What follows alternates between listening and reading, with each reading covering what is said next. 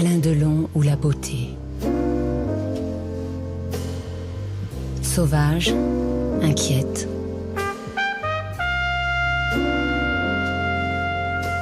Arrogante, inaccessible. Sûre d'elle-même.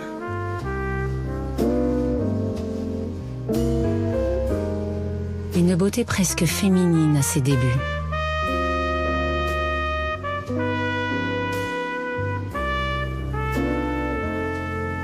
Qui fascine sur les écrans, mais qui est aussi une blessure secrète.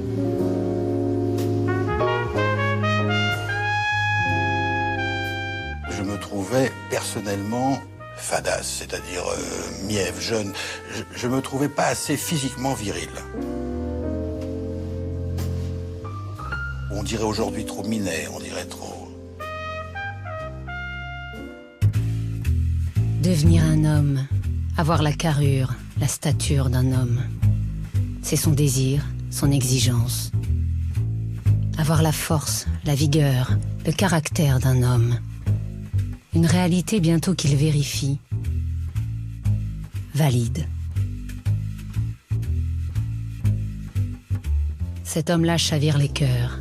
Les grandes amours s'offrent à lui. Avec Romy Schneider, Nathalie Delon, Mireille d'Arc. Il tient le cœur des foules aussi. À Cannes, l'acteur est aimé, adulé, vénéré. Et pourtant, il est seul. Totalement seul depuis toujours. La solitude, c'est pas une tare pour moi, parce que j'aime ça. Je m'y suis fait très jeune, très tôt.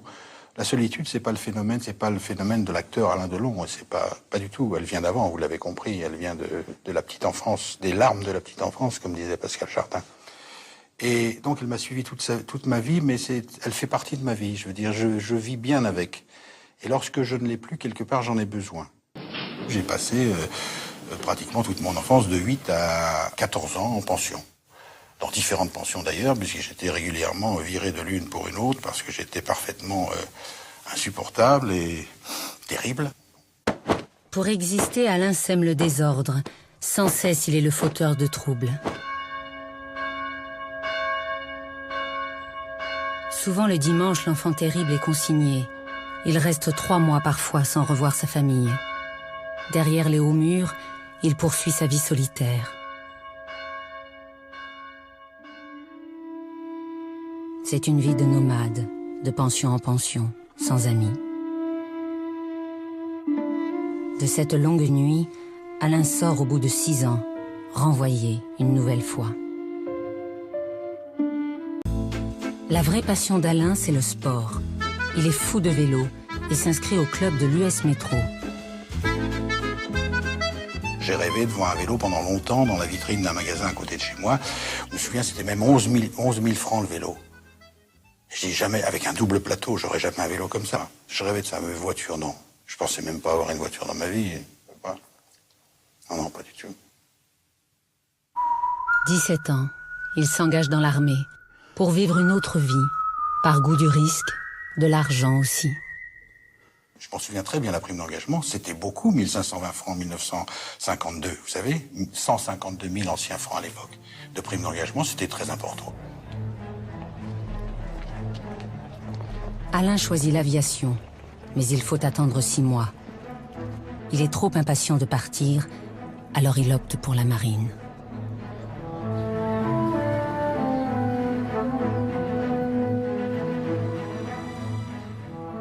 J'avais envie de liberté. Enfin, quand je dis liberté, ça veut dire j'avais envie de partir de chez moi, j'avais envie de m'évader, j'avais envie de vivre une autre vie, une vie du moins différente de celle que je vivais à l'époque. Et c'était aussi l'inconnu, je veux dire. Dans la marine, il choisit d'être radio. Il est affecté à la base de Toulon. Il suit d'abord une formation dans l'école militaire. J'avais un très grand copain dans l'armée, Palot. C'est un fou de tout ce qui était radio. Et il avait envie de monter un poste. Et un jour, à une base de Toulon, nous avons voler du matériel radio pour se faire des petits postes.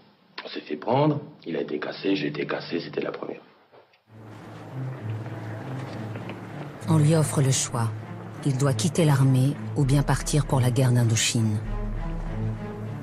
Il veut partir, mais il est mineur. Sa famille doit trancher. Mon départ a nécessité l'autorisation de mes parents et cette autorisation est arrivée, voilà. Disons les choses telles qu'elles sont. Alors sur le moment, je souhaitais, évidemment, cette autorisation, je la souhaitais, je la désirais, je la voulais, ce qui est tout à fait normal puisque je voulais foutre le camp. Mais après, à la réflexion, bien que je ne regrette pas le séjour que j'ai fait dans l'armée, j'ai pris conscience quand même de cette forme de libération, entre guillemets. C'est aussi une des raisons d'une certaine rupture que j'ai eue avec mes parents. Il part pour la guerre, au casse-pipe, mais avec des copains, dans un groupe où pour la première fois il a sa place. À l'armée, Alain a trouvé une famille. C'était une aventure, et c'était une aventure sans réflexion. On était tellement jeunes, on était tellement inconscients de ce qu'on était, de ce qu'on faisait là. On le faisait simplement presque par audace, par défi, par plaisir, par tout ce qu'on veut, mais sauf sans aucune autre raison idéologique ou nationaliste ou quoi que ce soit. Absolument pas. Absolument, on s'en foutait complètement. C'est le temps des petits boulots. La nuit, il est débardeur aux halles. Jusqu'au matin, il porte des cajots. Sur les Champs-Élysées, il est garçon de café au Colisée. 1 mois seulement. Il ne supporte pas la hiérarchie, il jette sa veste blanche.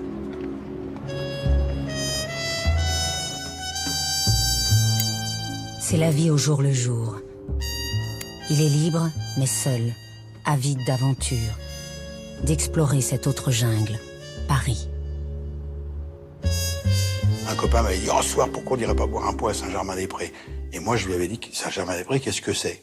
Parce qu'on était à Pigalle, et je ne savais pas qu'il y avait un quartier qui s'appelait Saint-Germain-des-Prés à Paris. Je n'en ai aucune idée. C'était presque aller dans une ville. Un autre monde, les bars de la rue Saint-Benoît. Le fiacre, l'aquavite. Partout les têtes se tournent. Sa gueule d'ange est le sésame. Elle chavire les cœurs, lui ouvre tous les possibles. C'est là que j'ai compris que les chances au départ n'étaient pas les mêmes pour tout le monde et qu'un physique, ça comptait quand même beaucoup et que le fait d'être comme ça ou comme ça avait aussi une grande importance et une grande incidence dans la vie parce que tout ce que je suis au départ, je le suis quand même et ça m'a suivi toute ma vie pour et à cause des femmes. Alain se découvre tous les culots. Celui au Club Saint-Germain de draguer une actrice en vogue. Brigitte Aubert, l'héroïne des Rendez-vous de juillet, des aristocrates, qui a tourné avec Hitchcock. Elle a 28 ans, il en a 21. Ils vivent ensemble. Je suis tombé amoureux de Brigitte et je crois réciproquement. Et j'étais d'abord assez stupéfait, si vous voulez, d'être l'objet du désir d'une vedette de cinéma. Hein. Bon, moi, j'étais pas préparé. James Dean est mort. Et sur la côte d'Azur où il descend avec Brigitte, Alain reprend le flambeau, celui de la vie intense.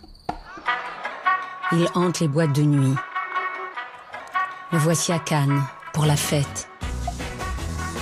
Pour vivre enfin son adolescence, pas pour le cinéma. J'ai jamais su pratiquement jusqu'au jour où j'ai débuté que je deviendrais acteur ou que je rentrerais dans le cinéma. J'ai jamais su.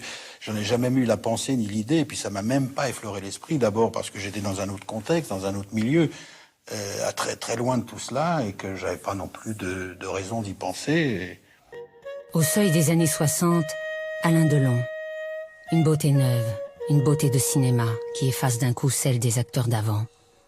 Gérard Philippe, François Perrier, Jean Marais,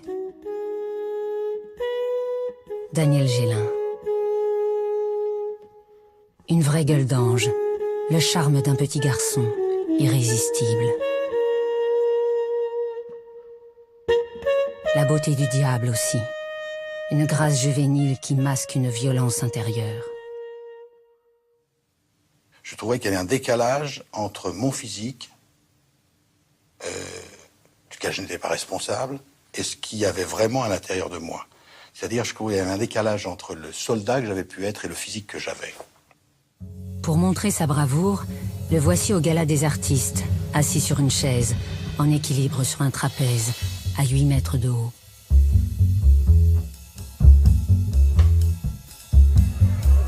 Pour ouvrir son cœur, il présente Romy à l'équipe de tournage de son nouveau film. Au studio où il tourne son dernier film, Alain Delon a présenté à ses amis qui ne la connaissaient pas encore la femme qu'il aime.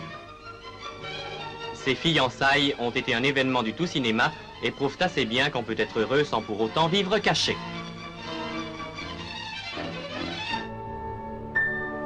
Les fiançailles ont été officielles, célébrées sur le lac de Lugano, dans la maison des parents, devant la presse européenne.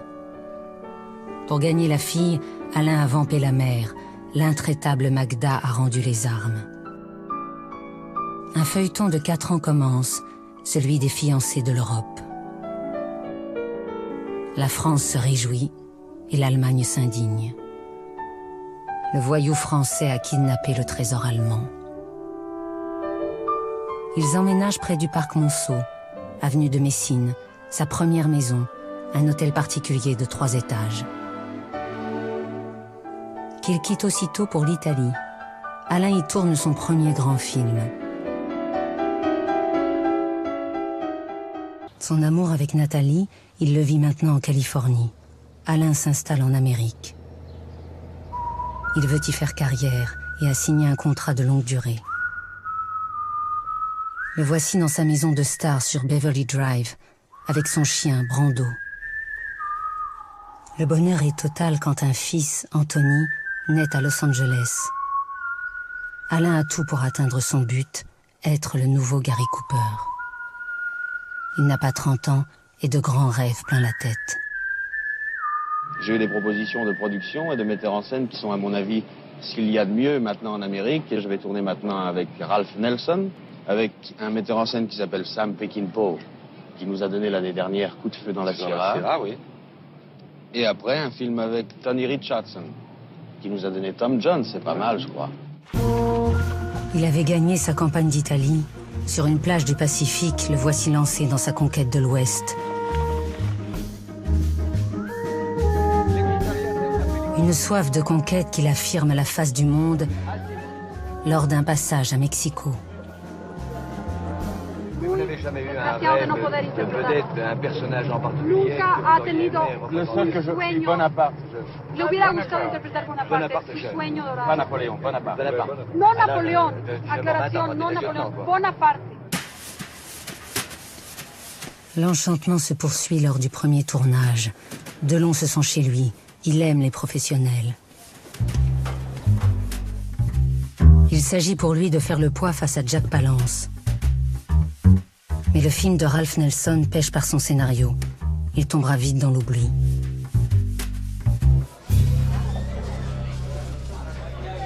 Mêlé au tout Hollywood, Alain se heurte au maquis des studios.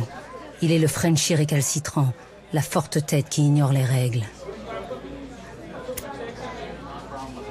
Les projets qu'il soutient l'un après l'autre tombent à l'eau.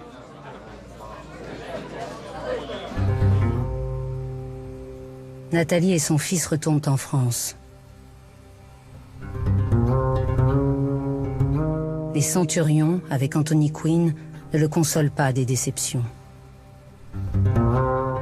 Le dernier acte est une parodie de western avec Dean Martin, très loin du grand film espéré. C'est un fiasco, là encore. Déçu par Hollywood, Delon résilie son contrat. Il ne sera jamais Gary Cooper. Le voici de retour en France, après une trop longue absence. Oui, allez-y, qu'est-ce que nous attendons?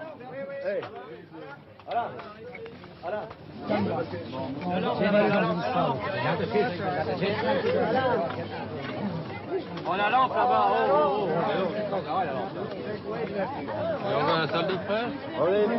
Comment qu'elle est?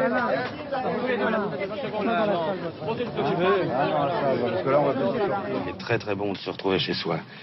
Ensuite, j'étais ému et je ne cherchais pas à le cacher. J'aurais du mal à le dissimuler parce que je ne m'attendais pas à un tel accueil, à une telle réception de la part de vous tous aussi nombreux qui êtes là. Il n'est plus le premier, il le sait. Son rival a pris la place.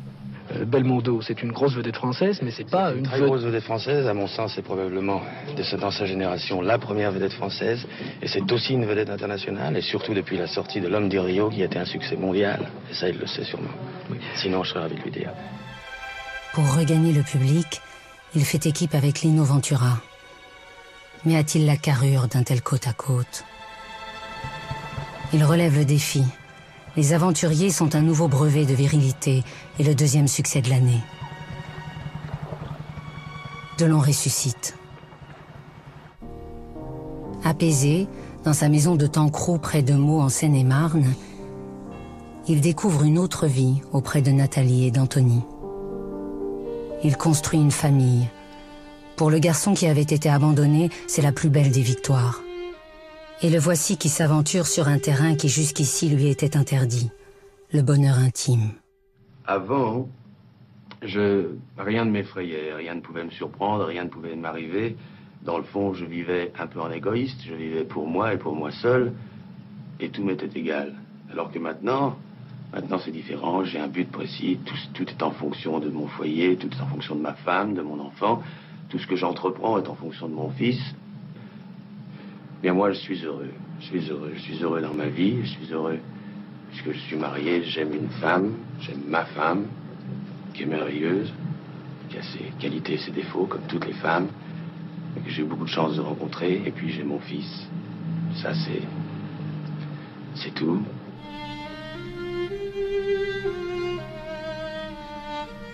J'espère et je crois qu'il aura plus de chance que j'en ai eu dans un certain ordre d'idées.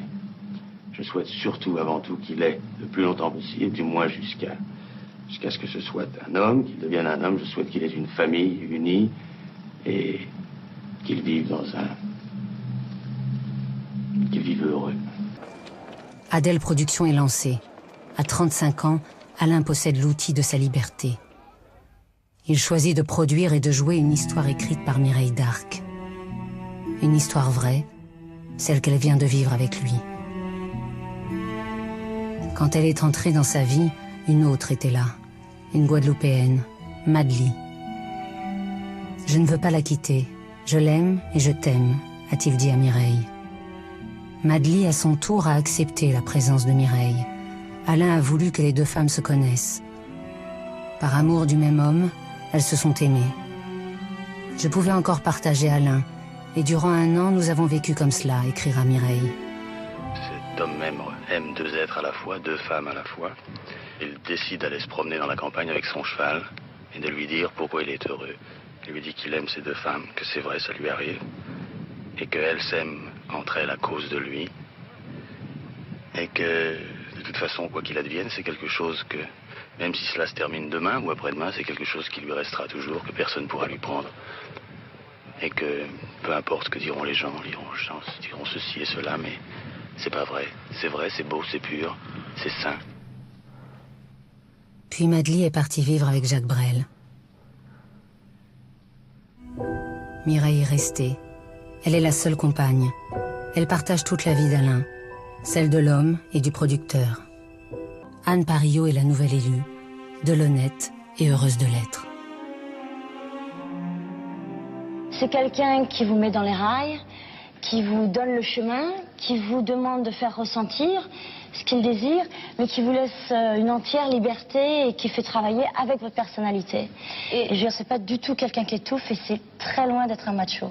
Le couple qu'ils forment à l'écran révèle sa ressemblance avec Nathalie. Elle est beaucoup plus qu'une simple liaison. Alain brûle d'une nouvelle passion. Mireille d'Arc avait toujours gardé confiance en elle, dans leur lien, dans tout ce qu'ils ont construit ensemble. Mais cette fois, elle a peur. Elle sait qu'en un instant, il est capable de tout détruire.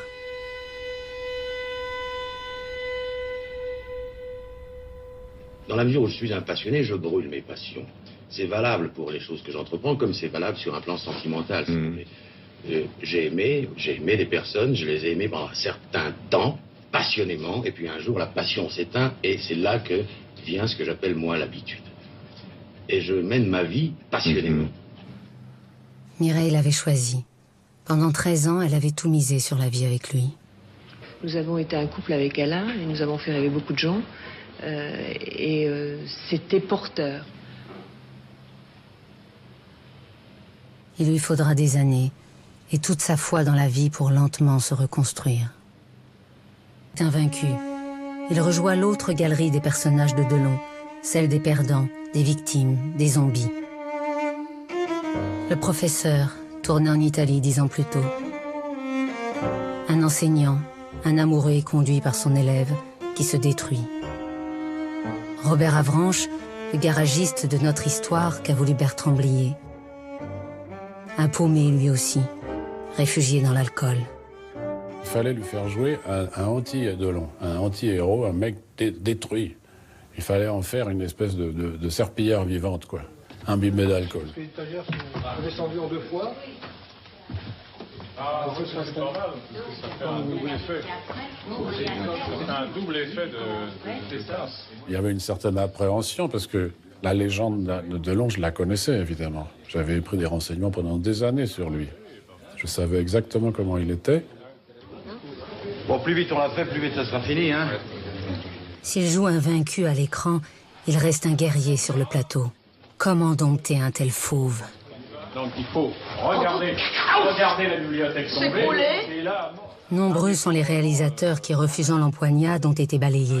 Pas un évanouissement. Non, pas un évanouissement comique, mais un désespoir. Ça, j'aurais jamais pensé à faire un évanouissement. Et Bertrand Blier détient un atout maître. Il a écrit le scénario et Delon respecte toujours les auteurs. C'est un homme qui adore jouer la comédie, qui adore avoir du dialogue, qui adore savoir le texte par cœur, et qui adore faire des prises et répéter. Et plus on lui demande des choses, plus il est content. Et en même temps, avec une intelligence, évidemment, une expérience du cinéma inégalable. Peut-être tu donnes le côté dans les couilles. Que j'ai le temps de faire... Ouh, c'est ça qui m'a manqué. Vous voyez ce que je veux dire? Blanc. Là, il y a eu une espèce de bing bloom. C'est cheap. C'était cheap, c'était mou. Tu vois, acte marque le plus. Plah. Ouh. Tu vois, reste un poil de plus, je crois. Ça sera pour l'impact. Et c'est ça qui a donné l'espèce de mollesse. Notre histoire ne connaîtra pas le succès. Le grand public ne suit pas son héros dans sa pente destructrice. Tandis que le monde du cinéma, cette fois, consacre l'acteur capable de prendre de tels risques. Le gagnant est Alain Delon pour Notre Histoire.